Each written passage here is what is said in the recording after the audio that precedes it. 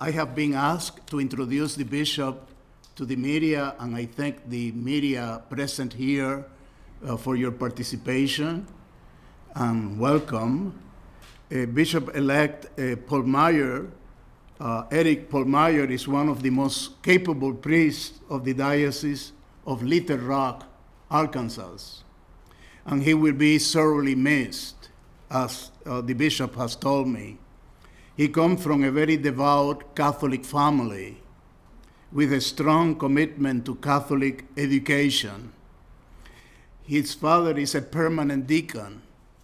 His mother is the secretary of their local parish and parish school in Paris, not Europe, but Arkansas.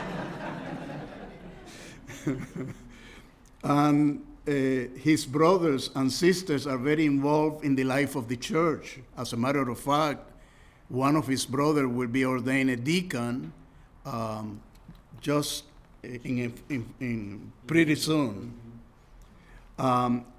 He once said, Bishop-elect once said, that Catholicism is the family business.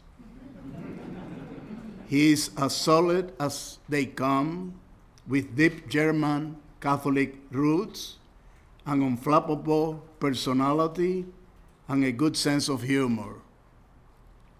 Bishop-elect Erik Pohlmeier brings a personal experience of the full spectrum of Catholic life, acquired over the course of 24 years of priestly ministry, and relates very well with people of every ethnicity, language, income level, and culture.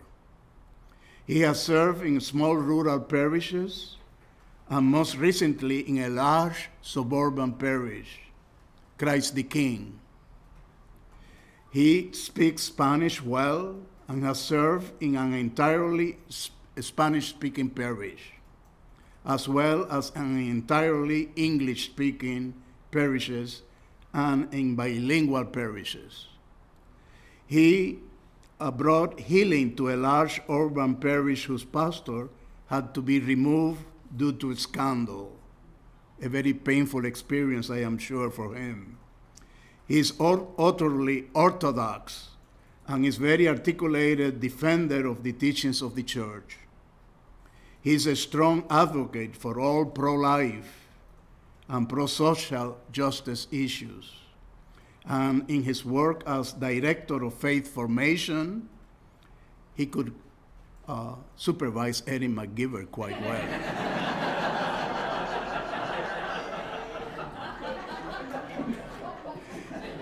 He has worked hard to make the authentic renewal of Vatican II more and more reality in the Diocese of Little Rock, Arkansas. As director of faith formation, he has devoted many hours to overseeing the formation in English and Spanish of 47 permanent deacons, to be ordained next month, one in whom is his own brother, Jason is his name.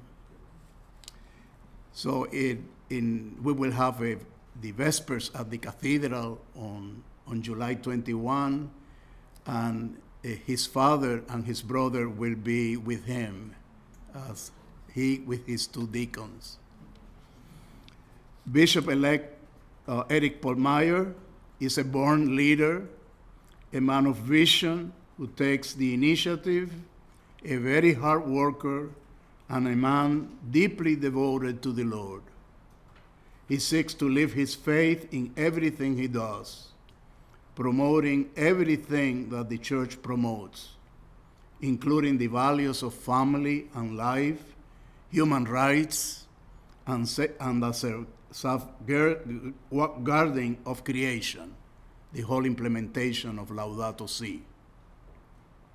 Bishop Anthony Taylor, the Bishop of Little Rock, wrote to me, "We are all one church. And so while in Arkansas are proud of Bishop-elect Pohlmeier, and sending him to you is a great sacrifice for us in Arkansas, we rejoice in the good fortune of the Diocese of St Augustine, and know that the Lord must love you very much to give you such a fine man to be your next bishop. Thank you.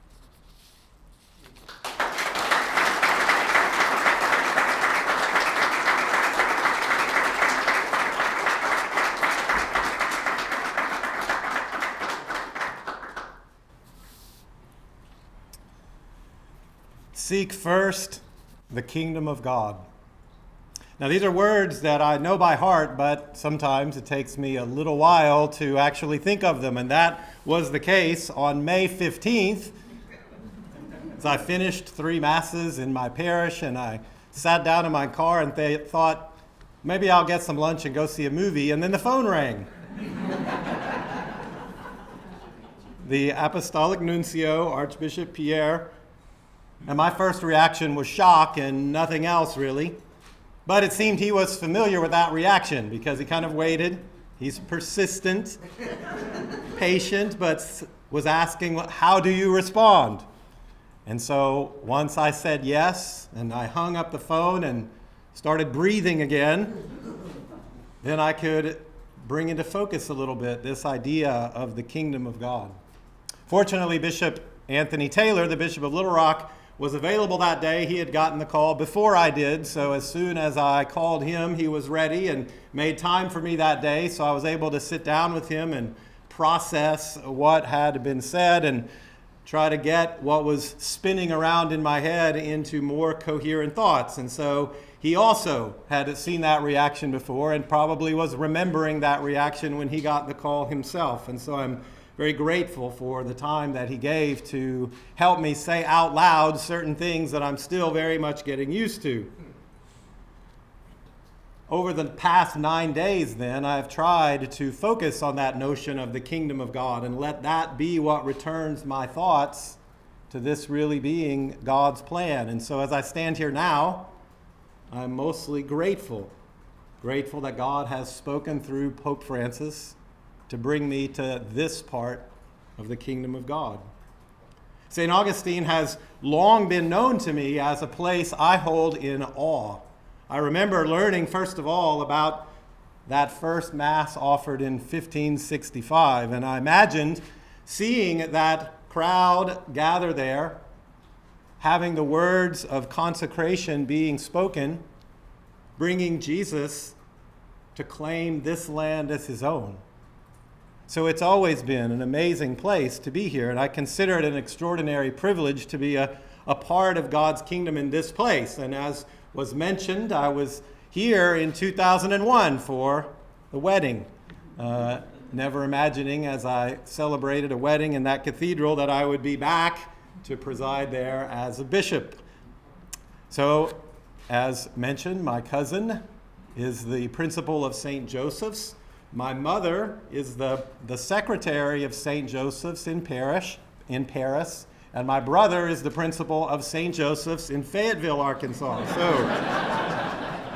obviously, St. Joseph is one of the many patrons that I come to with this day. So, now I arrive. But I have spent the last week learning about you. I have been reading parish bulletins. I've been watching homilies of the priests that are here. It's part of our COVID reality. Everybody has an online presence. I can see quickly what everybody's up to. I've searched websites, I've looked at photos, and it's clear to me that there is a rich faith with a strong focus on carrying out the mission of disciples. As mentioned, I have the job of faith formation, or had the job. I don't know exactly when it ends in the Diocese of Little Rock, but it is a time of focusing on this reality of what it means to be a disciple.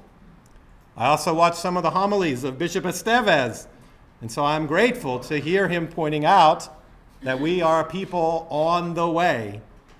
It seems like a good way to think about this moment, that this moment of transition can carry on the way with the rock, the foundation that is Jesus himself.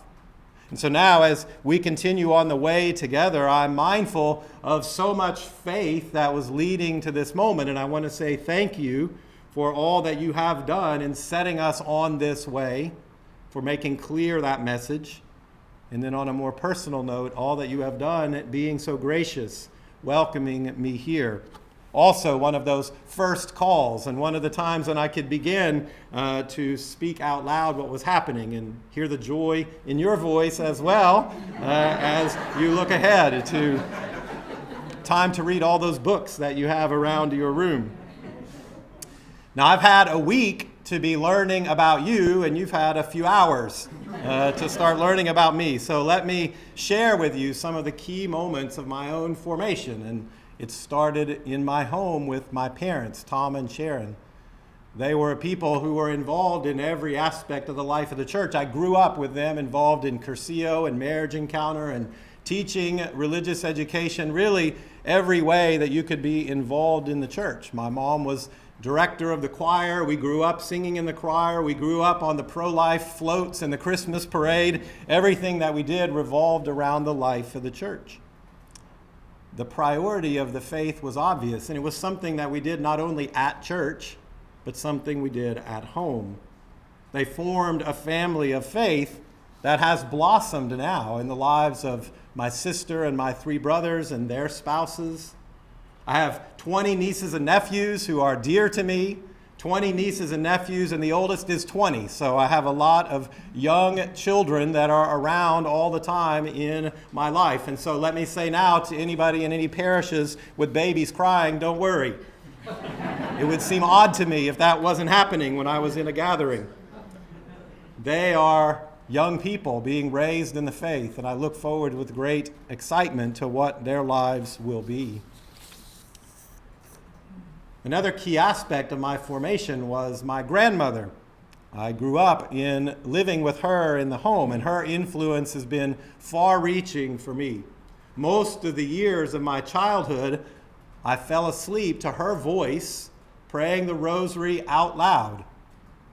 When I was a little child, it was in the room with her. And when I was in high school, my room was separated only by an interior wall, and so I literally heard her voice praying the rosary every night as I was growing up. Mary was always in the middle of our lives of faith. And when I first heard God's call to the seminary, it was clearly Mary saying, do whatever he tells you. And so now I ask the intercession of Mary as Our Lady of La Leche to keep pointing me to her Son. And I'm very happy to see that I'm coming to a place where Mary is known and loved. Now, the deciding point for me to enter the seminary was definitely the Eucharist. As I was thinking about, well, what do I want to do? How do I want to help people? It became obvious to me, through that voice of Mary, I'm sure, that the best possible way to help people is to provide the Eucharist for them. And so it became obvious that the path to priesthood was the path that God was setting me on. I'm very aware of the providential timing of becoming a bishop as the Eucharistic revival of this country is just getting underway. Since that first Mass in 1565, the Eucharist has nourished generations of faith, and it remains our privileged place of encounter with Jesus. My years in the seminary, both at St. Meinrad to complete my philosophy and at the North American College in Rome, my years in the seminary were shaped by brothers and by mentors clearly striving for holiness. We had many conversations about faith, about priesthood, a lot of prayer together. I learned from their intelligence and their zeal, and I still treasure the friendships from those years. Once ordained, and I began my service as a parish priest, I was able to continue learning from so many parishes, so many people in the Diocese of Little Rock who helped mold me in my priesthood and in my personal faith by their hunger to know the Lord, by their service to each other, by welcoming me into their homes and into their lives. I've long considered it the great privilege of priesthood, this shared life of a priest and his people. I also have been formed by my brother priests in the Diocese of Little Rock. And to you I say thank you. The fraternity that we share and the joy of your witness is a great treasure to me and something that I will certainly miss. I spent 3 years working in the Diocese of Little Rock full-time. After 18 years of parish ministry, I was assigned to full-time diocesan ministry, both as the director of the permanent deacon formation and a faith formation. And after those 18 years, these really were years of renewal. To the deacon class of 2022 in the Diocese of Little Rock, I also say thank you. Working with your formation has been a blessing to me. For the last 5 years, I have spent 2 weekends every month with these candidates and their wives. And it's been an extraordinary privilege to listen to them speak about their faith, to talk about the ways they have grown, to watch them hold themselves accountable to the work of service to God's people. Watching God at work in your lives, you candidates in Little Rock, is a blessing to me. It's been energizing to see the growth that will soon be fulfilled in your ordination. During those years, I also had the privilege of visiting every Catholic church in the state of Arkansas. So it's probably an odd thing here in Florida, but there's only one diocese in Arkansas. So I visited every single parish that we have, probably the only priest that was able to do that. I met with pastors in every parish, and then I met with faith formation leaders in these same parishes. They shared an overarching concern that I bet will resonate here as well. The concern was, how do we connect with the disconnected? The national statistics are no surprise to us at this point, and they paint a very bad picture of greater loss than increase in many cases. The people that I spoke to in these parishes, they were aware of these national trends, but their hearts were moved in a more personal way, not only by parishioners that they know that had left, but even more by family members that they continually pray for. As I learned about this concern, about these struggles, I found myself, however, being filled with hope, because despite these struggles, I found hope in the fact that the answer to any decline is the only answer that has ever worked in the history of the church. Point to Jesus. Every time we become witnesses of faith, every time we point to Jesus, then the growth that we desire can happen. And so I'm choosing seek first the kingdom of God as my Episcopal motto for 2 main reasons. One is to set our priorities. We always need to keep first things first. And the first thing is to seek the kingdom of God, to seek God's will in everything that we do. The second reason I'm choosing this motto is because Jesus makes clear in the Gospels that the kingdom of God reaches into every aspect of life. It should continually be discovered in new ways, and it's the work of our lives of faith, that discovery. Jesus revealed the Father, who is the creator of all and pervades all of existence. And so the goal of Catholic life is not only to have more people at church, but to have more church people living their faith everywhere that they are, sharing the work that God has done in them. And so at the beginning of my time with you, I want to ask you to help me live my Episcopal motto. I come as a shepherd, and the fields where we roam are everywhere in this diocese.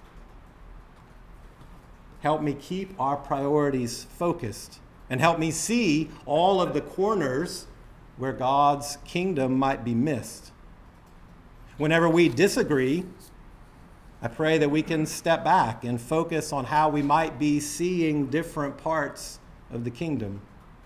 As I arrive, I know that God is already much at work in your lives, and it's exciting for me to come and discover this new work of God. Pope Francis has helped me a great deal with his writing of the joy of the gospel. My great hope is that we can be a people of joy, The Holy Father says that those who accept Jesus' offer of salvation are set free from sin, sorrow, inner emptiness, and loneliness. What I ask of you now is to help make the kingdom more visible in a world that questions God. Become an expert in telling your story of freedom in Jesus. Because anyone who has left the practice of the faith must still navigate a difficult world. And when our witness points directly to Jesus, souls will respond to his invitation. People will return as they must navigate the difficulties of this life. I look forward to meeting the faithful of this diocese. It's beautiful to see the diversity of experiences and backgrounds. I'm sorry that I don't speak all the languages represented here, but I do want to make one comment to our Spanish-speaking brothers and sisters. Aunque no hablo como Obispo Estévez, llego con una experiencia rica de las culturas de Latinoamérica. Después de trabajar con las misiones en Honduras, fui a México para estudiar el español. Comencé el trabajo en mi diócesis sin mucha habilidad con el idioma, pero con la paciencia de la gente y años de práctica, ahora puedo hacer unas cosas en español.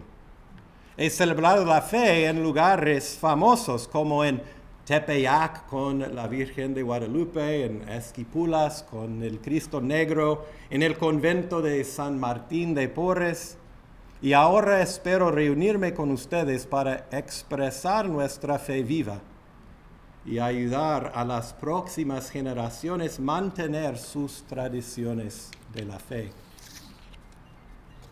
The date of my ordination will be July 22nd. At St. Joseph's across the street. As we work on details, more will be coming, but I'm happy to announce that, and I'm very much aware that this is the feast day of St. Mary Magdalene, a providential day, certainly. She was chosen by Jesus as the apostle to the apostles. And so I hear her voice now proclaiming, "He is risen." And so I want to conclude my remarks today with words from the prayer at Mass for her feast day. By her prayers and example, may we proclaim Christ as our living Lord and one day see him in glory.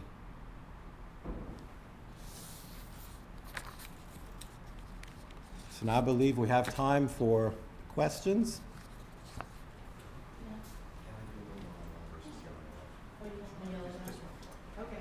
Kathleen, will you help us on this phase? So I was just talking to Dan. We have some media people that are joining us by Facebook Live, but no questions. So we've got Lila and Dan, and they said they would prefer to do it one-on-one if that's okay. That's fine. All right. Does anybody here have any questions? We're all quiet today? Okay, we won't put you on the Many spot. one-on-one questions. There you go. There you go.